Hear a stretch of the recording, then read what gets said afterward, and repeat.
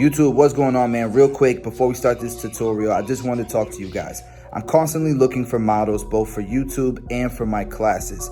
It's super important to me because it allows me to do almost daily content, almost daily uploads. I'm starting to run out of models. So if you are in the Tampa Bay area and you want to be a model for either YouTube or, more importantly, right now for my class on the 21st and the 22nd at 1 p.m., please do email me at bossio@tomb45.com. bossio@tomb45.com. Email me if you're interested in being a model for YouTube or for my classes. Especially this week, I have classes, so I need models on the 21st and the 22nd. Thank you, guys. Let's start this tutorial. Bro, you came all the way from Toronto on vacation. That's what's up, man. I really appreciate it. What are you getting done today? Just gonna get a bald fade. A bald fade, okay. Like a mid, high, low? Mid, please. A mid fade, okay. And then what about the top? What do you want to trim it at all, or? I would just leave the top the same. Leave the top the same? Okay. Do you mind if I go and cross check just to make sure it's even? Yeah, do. Okay. Do whatever you need to do. Okay, cool. Awesome, man. Thank you. Let's get started. All right. YouTube, what's going on, man? We got another tutorial. We're gonna go ahead and break this down. We're gonna cut the top, and what I'm really doing is just a slight trim. I'm doing horizontal partings, just looking for peaks and valleys and making it a nice even cut all the way through. And what I'm doing is I'm kind of point cutting into it because I wanted to look almost like he didn't get a haircut, since he didn't really want anything off the top. So a little bit of texture by point cutting the length down at an angle. It doesn't necessarily do the best effect, but it's better than doing, in my opinion, a blunt line. So we'll do this all the way through. And yo, how cool is it that they came all the way from Toronto and thought about your boy? So anyways, we're gonna go ahead and do this initial guideline with my Babyliss Skeleton FXs.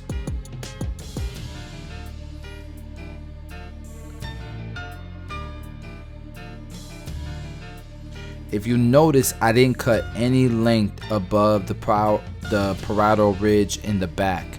We left that length. I just focused on the top. But now we're gonna go ahead and debulk the sides.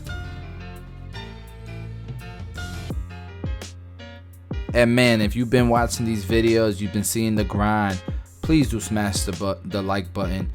We're on it, man. Road to 500K. That's my focus. That's my goal for this year, and that's why I'm gonna be posting almost daily content. We're working, guys, and we're gonna continue to put this content out here, and I'm hoping that it's gonna be continuously beneficial and of value to you guys. So you guys can see his hair is super thick. And what I mean by that is the density is crazy. Like this guy has a lot of hair.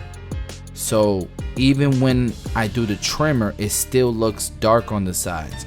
And when I pass the shaver, you can almost see like a grayish, greenish look on his scalp because he has so much hair. In order to get this the lightest possible on the sides, you would have to wax.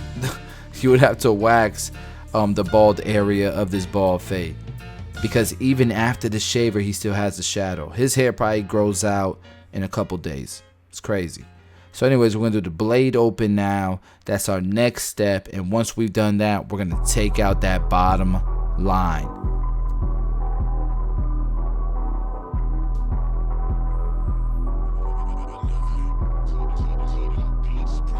To me, this is one of the toughest hairs to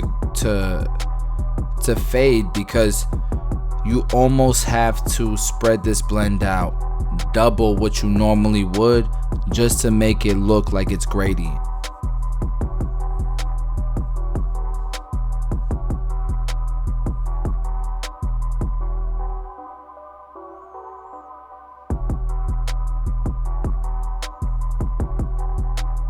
So the blade is all the way, no, it's about, I would say 3/4 closed. And then once we go closed, you'll see when it starts to get super light. Alright, so I think at this point it's all the way closed. And with hair like this, with this type of density, with how thick it is, you like almost every single time I cut this texture of hair, I gotta follow it up with the trimmers to take that bottom line out, because this hair is just so thick.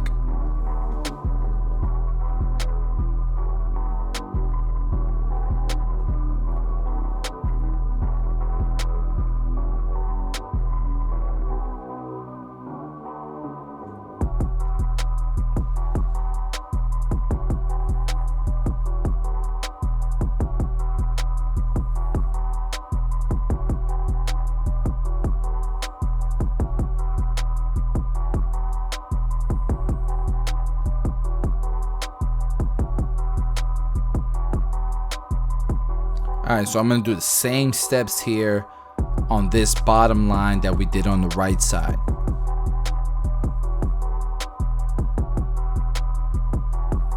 This was a cool guy, man. You guys don't see it, but on the other, like in the waiting area of the studio, you know, he didn't just come into town by himself. He came with two of his friends, and they came in pretty much for vacation. And what I learned is that one of his friends who set up this haircut actually owns a chain of barbershops, like a franchise of barbershops. Him and his family does. And it was interesting to hear, you know, their perspective of the industry there in Canada. They come from Toronto.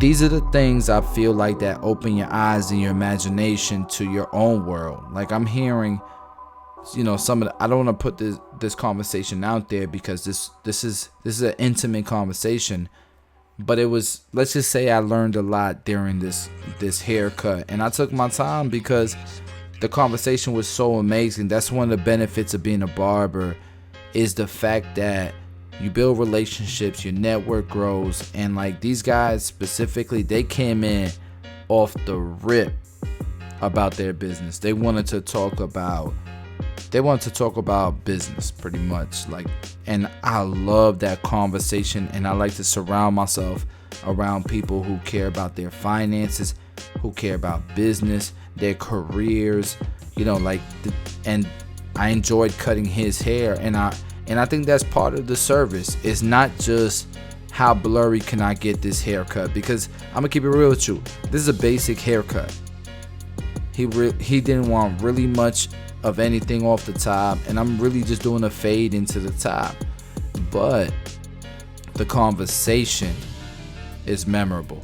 You know, you see what I'm saying? Like, there's some customers that they can't have those conversations in their world, but when they come to the shop, they can talk about anything and feel comfortable doing. All right, so anyways, this is the number one open.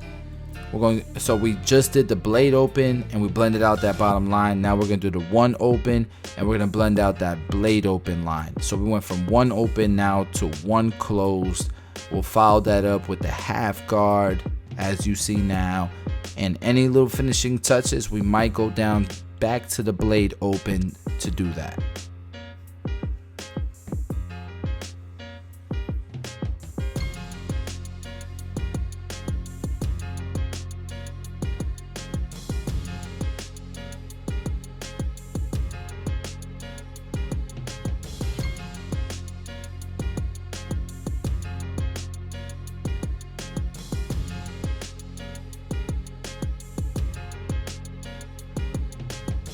Alright, so next step is my number two open, and then from there we'll follow it up with the number two closed, and then we gotta take out that line. You can see a distinct line right now. These are guidelines. These are there to guide us, and it's okay that it's there, because you know once you go two open, two closed, that line starts to get eliminated. You start to see it lighten up a bit, and then when you hit it with that 1.5 guard, as you see right now, especially if you're following up with the bottom left corner with the color guide, you will know this is the 1.5 guard, and it's really gonna start to make that line even more subtle, right? It's starting to vanish a bit.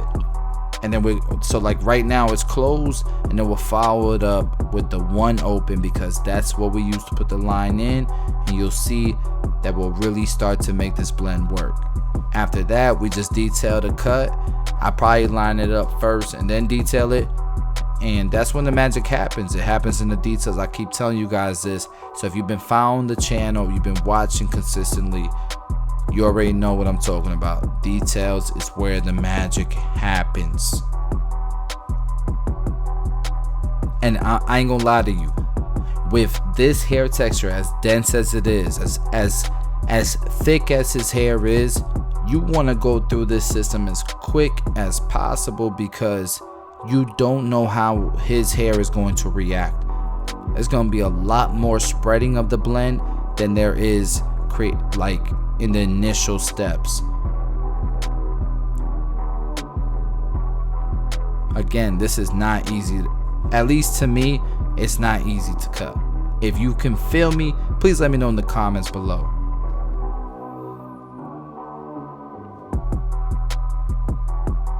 And if you stick around to the end, I think he confirms what I'm saying.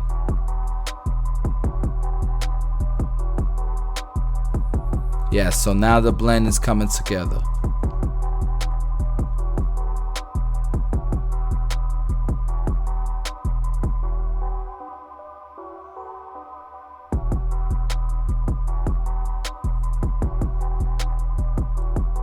So this to me is one of my favorite angles, because at that angle, I feel like if it looks good, you know, from this angle right here that you're looking at, and then it looks good from like that corner angle from the mastoid on, then you have a nice blend. You have a consistent blend all the way around the head. And so I try to look at my haircuts from the side, from the mastoid at an angle, which the mastoid pretty much means the area where the side starts to blend into the back. It's that little space in between. When you look at it from the mastoid angle and you look at it from the side and the blend still looks good, that's when you know you have a nice, consistent, blurry fade. That's nuggets. So we're gonna go through the same process here on this side, and I'll let you guys follow along.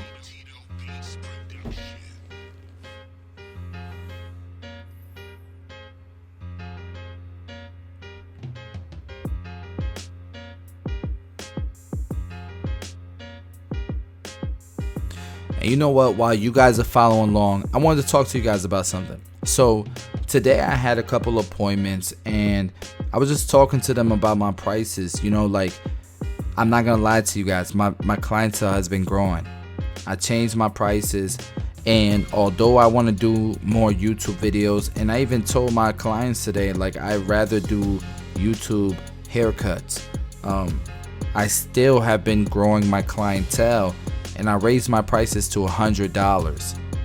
And like, I got some great responses. Majority response was great, but I'm not gonna lie, they were barbers. Most of the barbers, their response was amazing.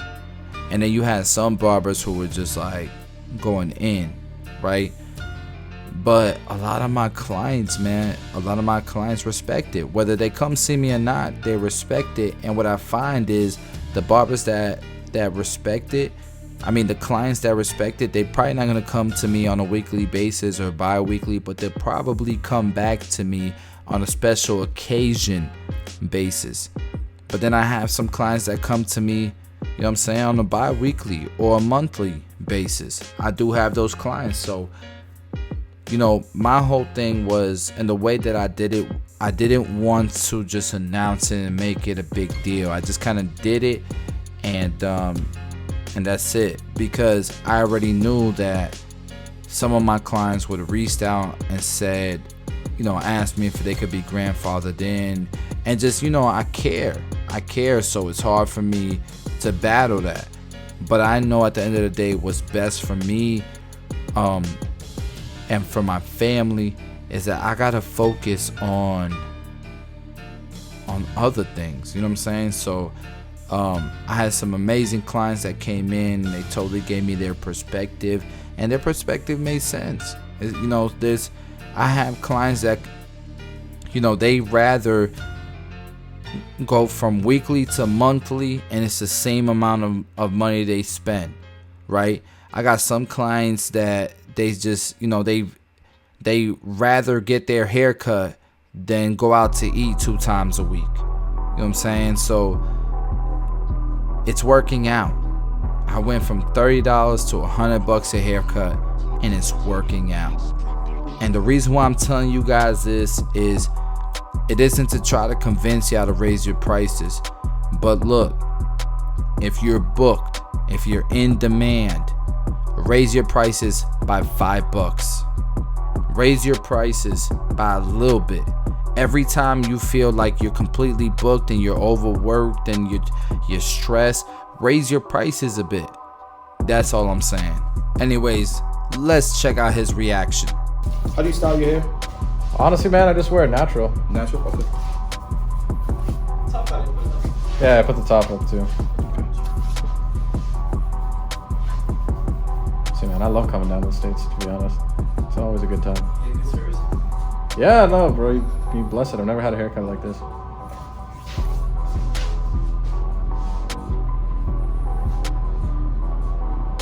Muji's getting a little bit jealous, but... So the reason why he said that is because his friend usually cuts his hair. But look at the before, look at the after. It's a basic haircut, it's just a fade to the top. I already know, but I took my time, and the conversation was amazing, and I met some great people, and this haircut was memorable to me. So in that aspect, I hope you guys enjoyed it. Here's different lighting. If you're new to the channel, please do subscribe, smash the like button, all that good stuff. Love y'all. See y'all on the next video.